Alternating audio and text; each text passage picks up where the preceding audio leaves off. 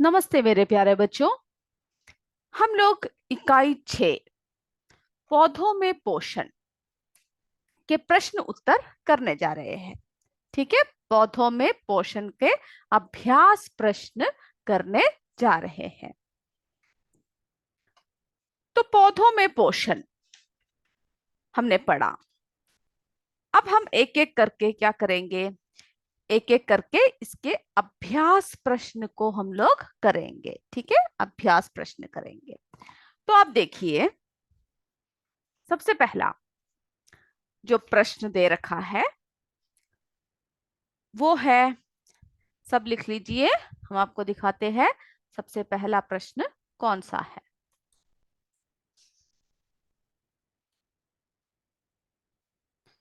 चलिए, पौधों में पोषण, इसका पहला हम लोग देखते हैं प्रश्न कौन सा दे रखा है। प्रश्न 4, बाकी सब जो है सही मिलाप करना और रिक्त स्थानों की पूर्ति, सही उत्तर चुनना, सब आप स्वयं करोगे। संक्षिप्त में उत्तर दीजिए, संक्षिप्त उत्तर दीजिए।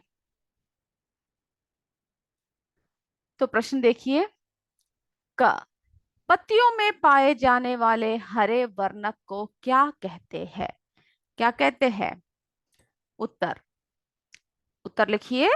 पत्तियों में पाए जाने वाले हरे वर्णक को पर्णहरित कहते हैं। ठीक है, क्या कहते हैं हम लोग? पर्णहरित कहते हैं।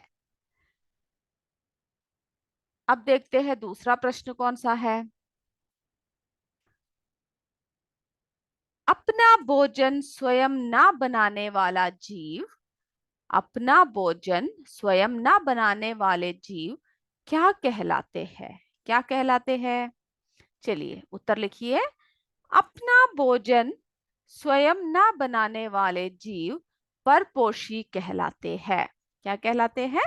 परपोषी, जो अपना भोजन स्वयं नहीं बनाते हैं।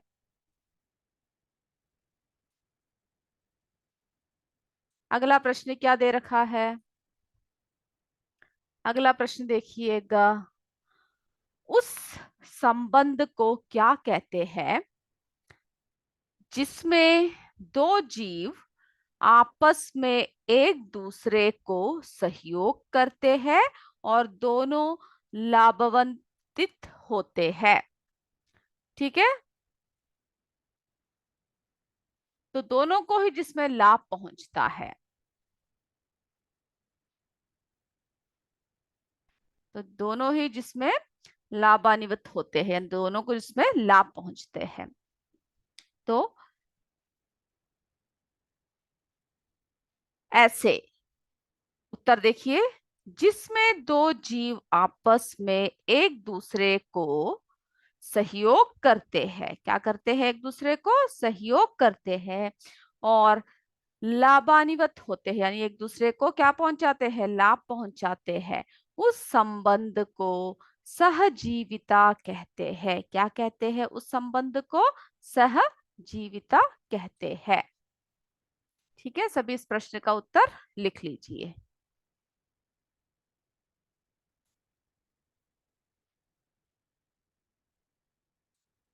अब अगला प्रश्न देखते हैं। घ,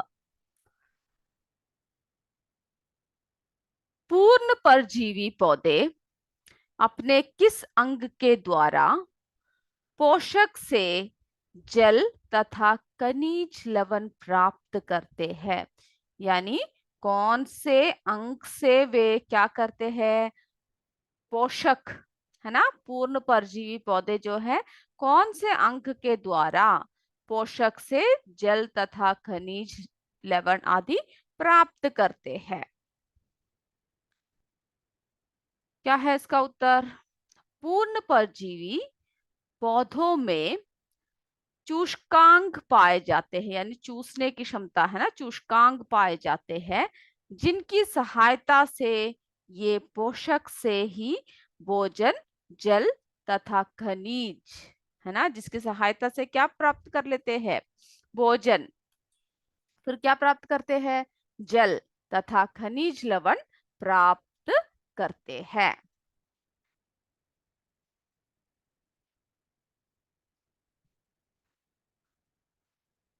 चलिए, सबने लिख लिया। अब अगला देखते हैं, प्रश्न 5। हरे पौधे में प्रकाश संश्लेषण प्रक्रिया का वर्णन करो। यानी जो प्रकाश संश्लेषण की जो प्रक्रिया है उसका वर्णन करने के लिए कह रखा है। तो क्या है प्रकाश संश्लेषण, आपने क्या पढ़ा? चलिए उत्तर देखिए। पौधों की पत्तियों में पर्णहरित नामक वर्णक पाया जाता है ना। हमने बताया था ना, क्लोरोफिल नाम का क्या पाया जाता है, वर्णक पाया जाता है। जो सौर ऊर्जा यानी सूर्य के प्रकाश की ऊर्जा, सूर्य के प्रकाश की ऊर्जा यानी जो सौर ऊर्जा को ग्रहण करता है। आप सौर ऊर्जा लिख सकते हो या फिर आप ऐसा भी लिख सकते हो, जो सूर्य के प्रकाश की ऊर्जा को ग्रहण करता है। फिर क्या होता है, पर्णहरित की उपस्थिति के कारण, किसकी उपस्थिति के कारण, पर्णहरित के उपस्थिति के कारण ही पत्तियां हरी होती है ना। पत्तियां कैसे हरी होती है, पर्णहरित के उपस्थिति के कारण, जिसकी वजह से कहां पर खाना बनता है, पत्तियों में, है ना। तो किचन जो होता है, रसोई घर पौधे का कहाँ होता है, पत्तियां। मिट्टी से जल अवशोषित होकर पत्तियों तक पहुंचता है ना। तो जो मिट्टियां है, मिट्टी है, मिट्टी से जल जो है अवशोषित होकर कहाँ तक पहुंचता है, पत्तियां तक, पत्तियों तक पहुंचता है।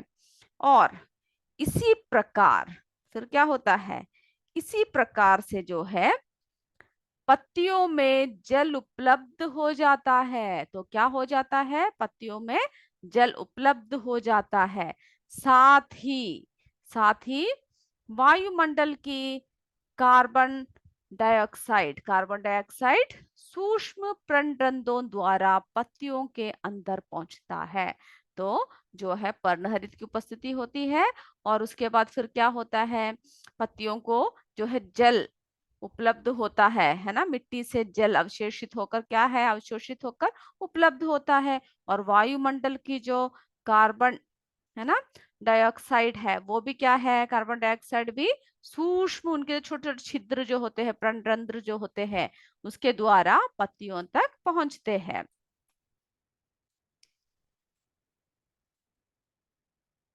जब सूर्य का प्रकाश पत्तियों पर पड़ता है तो फिर क्या होता है, उसके साथ ही किसकी प्रकाश की जरूरत होती है, सूर्य की।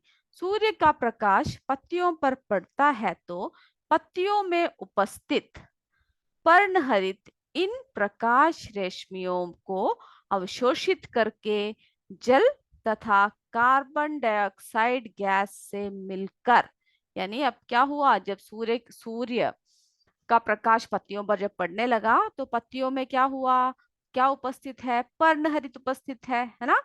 इन प्रकाश रश्मियों को अवशोषित करके जल तथा किसके सहायता से, कार्बन डाइऑक्साइड गैस से मिलकर, है ना, जो उनका भोजन होता है उसे क्या कहते हैं, ग्लूकोज कहते हैं, ग्लूकोज। तो जो है भोजन का यानी ग्लूकोज का निर्माण करते हैं। और साथ ही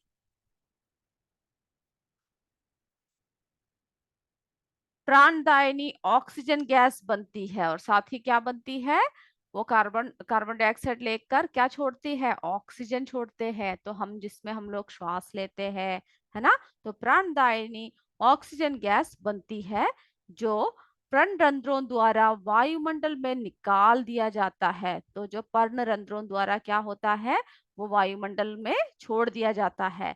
पौधों द्वारा भोजन यानी ग्लूकोज जो बनाते हैं, पौधे द्वारा जो भोजन बनाते हैं उसे क्या कहते हैं, ग्लूकोज बनाने की यह प्रक्रिया प्रकाश संश्लेषण कहलाती है। तो इसको हम लोग क्या कहेंगे, प्रकाश संश्लेषण। ठीक है। इस क्रिया को निम्नलिखित समीकरण द्वारा प्रदर्शित करते हैं। और आपके किताब में जो एक समीकरण दे रखा है ना, जो पेज नंबर 56 में, पेज नंबर 56 में जो एक समीकरण दे रखा है, कार्बन डाइऑक्साइड प्लस जल, है ना, फिर सूर्य का प्रकाश पर्णहरित, फिर क्या बनता है, ग्लूकोज प्लस ऑक्सीजन, उसको भी आप लिख लीजिएगा इसके नीचे, ठीक है, इसका समीकरण भी आप लिख सकते हैं। चलिए, हो गया ना। अब हम अगला प्रश्न की तरफ चलते हैं। अब प्रश्न 6 देखिए।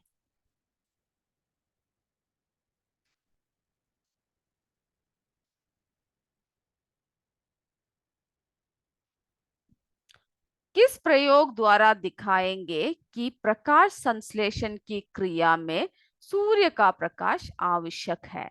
तो बच्चों, हमने एक परीक्षण, है ना, एक चित्र आपको दिखाया था और समझाया था। तो उसमें हमने क्या देखा कि सूर्य की प्रकाश किसके लिए जरूरत होती है? प्रकाश संश्लेषण के लिए। तो हम लोग जरा देखते हैं, उत्तर लिखिए। प्रकाश संश्लेषण की क्रिया में सूर्य का प्रकाश आवश्यक है। इसे नीचे दिए गए प्रयोग द्वारा दिखाया जा सकता है। जो आपकी किताब में जो प्रयोग है ना, उसी को इसमें लिखना है कि किस तरह से दिखा सकते हैं।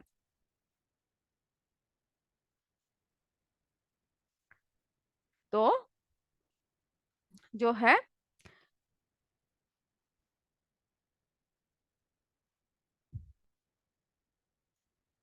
पहले हम क्या करेंगे, देखिए प्रयोग देखिए। दो चौड़े मुंह वाला कांच की गिलास लेंगे, दोनों में पानी भर के, हमने किसके पौधे को डाला था उसमें, दोनों में पानी डाल के, सेवार, है ना, सेवार यानी हाइड्रिला, हाइड्रिला पौधे की। तो क्या करेंगे आप, हाइड्रिला को इस तरह से भी लिख सकते हैं, ठीक है, हाइड्रिला, हाइड्रिला। ये प्रयोग आप अपने किताब में से ही देखकर क्या कीजिएगा, पॉइंट वाइज लिख लीजिएगा। तो हाइड्रिला, या फिर उसको क्या लिख सकते हैं आप, सेवार,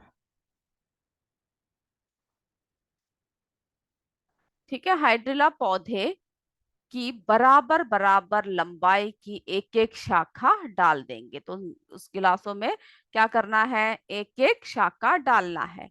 एक गिलास को खुला रखेंगे ताकि उस पर सूर्य का पर्याप्त प्रकाश मिले, और एक गिलास को काले कागज से इस तरह से ढक देंगे कि इस पर सूर्य का प्रकाश ना पड़े। दोनों गिलासों को लगभग 1 घंटे के लिए खुले स्थान में रखोगे। तो कितने समय के लिए रखना है, 1 घंटे के लिए। 2 गिलास का परीक्षण कर रहे हैं हम लोग। लगभग लगभग 1 घंटे बाद निरीक्षण करने पर हम क्या पाते हैं, करने पर हम पाते हैं कि वह गिलास जिस पर सूर्य का पर्याप्त प्रकाश पड़ रहा है, उसमें ऑक्सीजन गैस के बुलबुले निकल रहे हैं, है ना।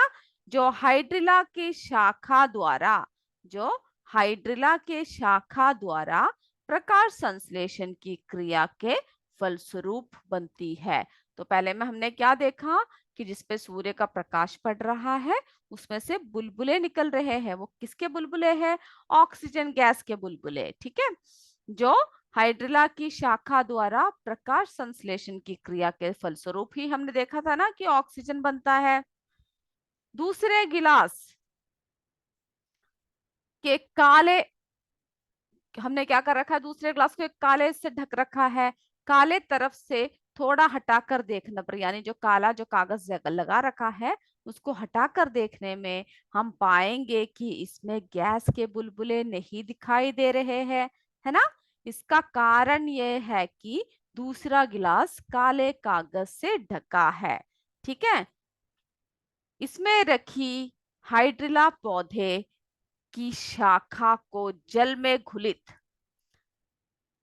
कार्बन डाइऑक्साइड तो मिल रहा है, लेकिन सूर्य का प्रकाश नहीं मिल रहा है। फलस्वरूप उसमें क्या नहीं हो रहा है,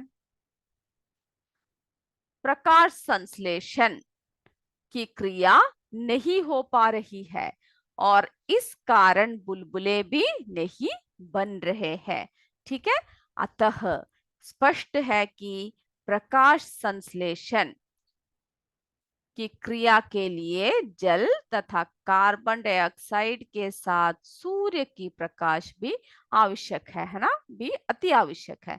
तो बच्चों, इस परीक्षण को आप क्या कीजिएगा, स्वयं समझकर अपनी ही भाषा में लिखिएगा। ठीक है, ये सब आपको याद करने रुकोगे तो बहुत समय लगेगा और याद होगा भी नहीं। पहले समझ लीजिए कि क्या करना है। एक गिलास को जो है ढक के रखना है जहां सूर्य का, जिससे कि सूर्य का प्रकाश ना मिल पाए, और एक गिलास को वहां रखना है जहां सूर्य का प्रकाश हो। उसके बाद जो है उसे समझकर आप अपने ही भाषा में उसको लिखोगे। ठीक है, अब अगला प्रश्न देखिए, 7वां प्रश्न।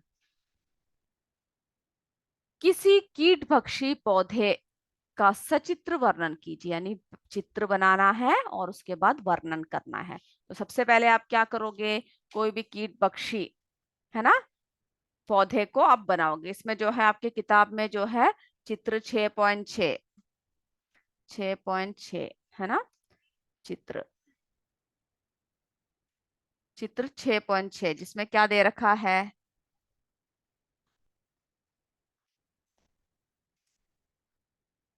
चित्र 6.6। ठीक है, तो कोई भी जिसमें जो है गटपर्णी पौधा दे रखा है, तो कोई भी क्या करना है आपको, पौधे, कोई भी पौधे को, कौन सा है 6.6, ठीक है, ये आपको दिख नहीं रहा है 6.6। तो इसको जो है क्या करना है आपको, ठीक से बनाना है।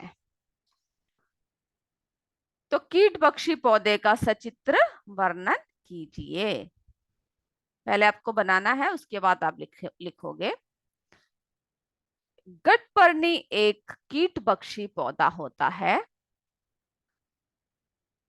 यह मुख्यतः दलदली या अधिक नम स्थानों में उगता है। पौधे तंतुओं के सहारे ऊपर चढ़ते हैं। ठीक है, किसके सहारे ऊपर चढ़ते हैं, तंतुओं के सहारे ऊपर चढ़ते हैं। तंतुओं के सिरे वाला भाग घड़े के आकार जैसा हो जाता है। ठीक है, उसके सिरे वाला भाग कैसा होता है, घड़े के आकार जैसा हो जाता है। और घड़े के मुख के ऊपर एक और ढक्कन होता है ना। जब आप चित्र बनाओगे तो आप उसमें ये अच्छे से दिखाओगे।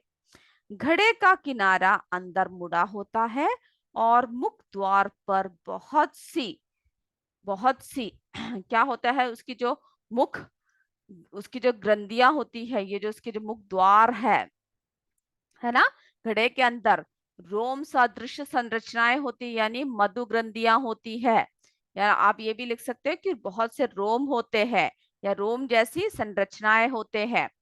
यह पौधे अपने रंगीन चमकदार, क्या कहते हैं, चमकदार ढक्कन तथा मधु ग्रंथियों द्वारा कीटों को, यानी जो होता है मधु ग्रंथि, उसको काफी मीठा मीठा लगता है, तो जिसके द्वारा क्या होता है, जब वो चमकते हैं और उसकी जो मधु है ना, मधु ग्रंथियों द्वारा कीटों को क्या करते हैं, कीटों को अपनी ओर आकर्षित करता है। तो जब भी कीड़े वहां से उड़कर जाते हैं तो मधु ग्रंथियों की वजह से और चमकदार क्या है, ढक्कन की वजह से आकर्षित हो जाते हैं।